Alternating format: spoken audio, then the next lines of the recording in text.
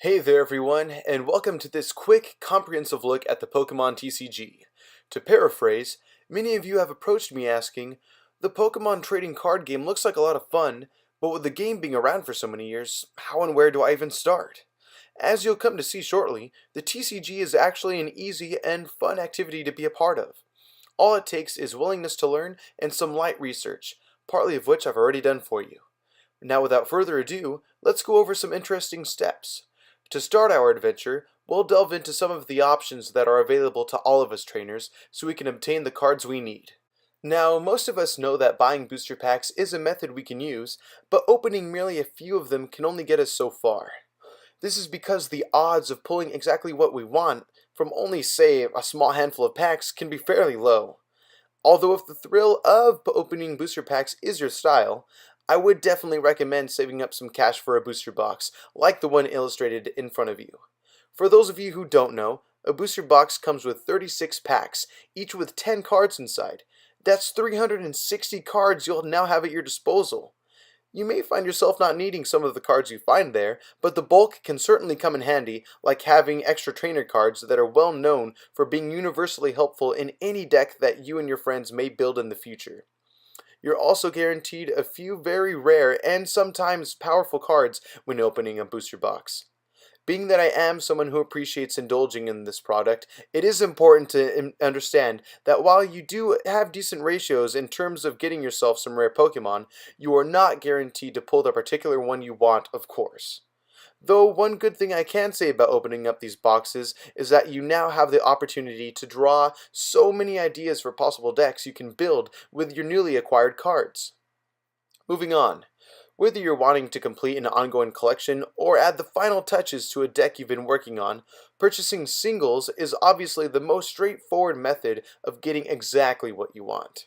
If you happen to live near the City of Industry in Southern California, like myself, a wonderful option is that of Frank & Son Collectible Show.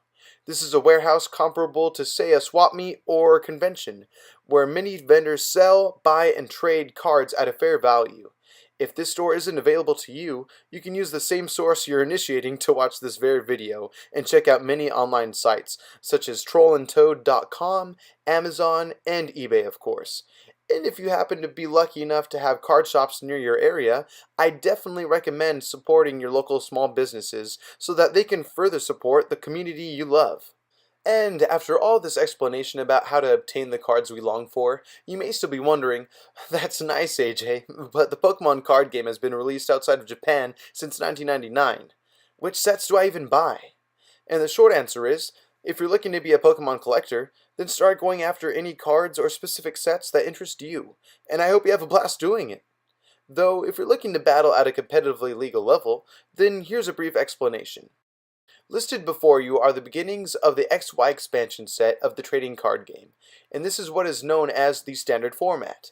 The current 2016 standard format consists of every expansion set from XY base set, shown at the top left, all the way to XY breakpoint at the bottom right of your screen. Now, since I couldn't fit every image on the page, some of the other sets that are legal within the standard format at the time of this recording are Generations, Fates Collide, and XY Steam Siege, which is due to release on August 3rd of 2016. Another major aspect of the competitive side of the TCG is the 2016 expanded format. This format is just as the name suggests, in that it allows trainers to use cards from the black and white sets and XY expansions collectively.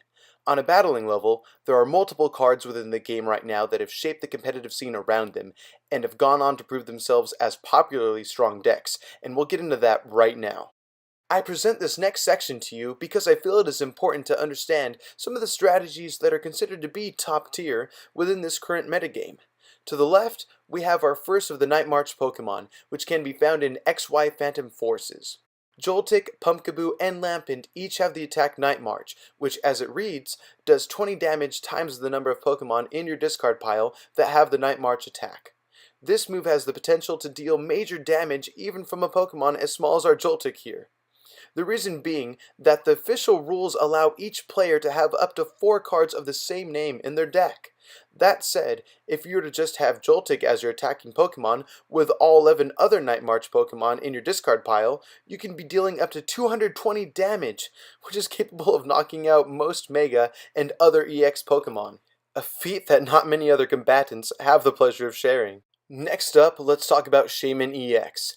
This is a card that has gone way up in value since its release in XY Roaring Skies, and continues to be a staple to most every deck strategy, simply because of its ability Setup. This allows you to draw cards until you have 6 in your hand, if you played Shaman EX from your hand onto your bench. And with Shaman being one of the few EX Pokemon in the format to have such low HP, it is able to stay safe from knockout with its attack Sky Return, doing 30 damage to your opponent's Pokemon, and then putting Shaman and all cards attached to it back into your hand.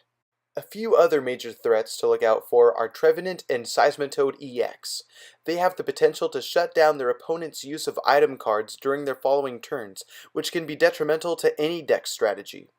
Without item usage, players lose their ability to search out specific Pokemon they need with an Ultra Ball.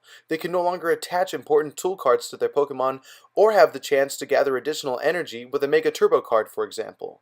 With very possible outcomes like these, it can be very easy to see how a master plan like this can cause so much disruption to one's opponent.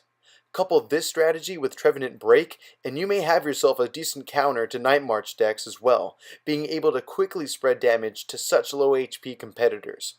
I'd next like to explain that just because there are some ideal attackers in the game within their respective typing, I do encourage that you pursue some alternatives that each expansion has to offer. For example, Yveltal EX may be known as one of the most effective Dark-type sweepers in the game, but looking into how one can utilize contenders like Umbreon EX may be able to unlock a potential that many others have overlooked.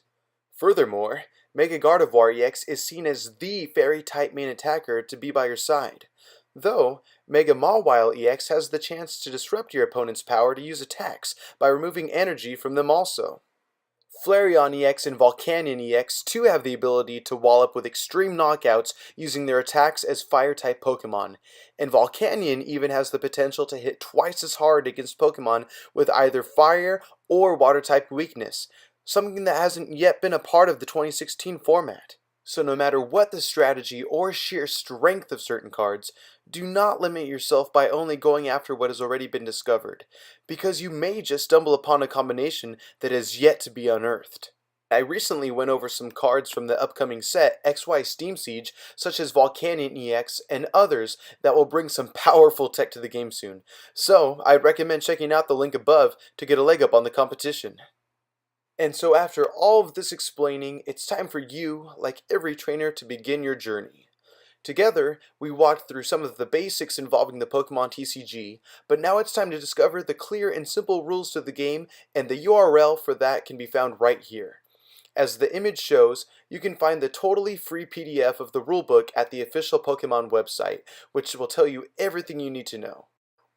And if you ever have any questions, feel free to come back and ask anything you'd like. I have links down in the video description below to help you contact me at my various social media outlets, and I encourage all of you to start a conversation in the comment section here as well, so you can all help each other out. Be sure to check out the weekly booster pack opening show we have on the channel as well, Pokemon Pack Wednesdays. And if you enjoyed what you experienced today, then look forward to more in the near future pertaining to new and experienced players, and be sure to subscribe. Aside from all that, have a great day and train on.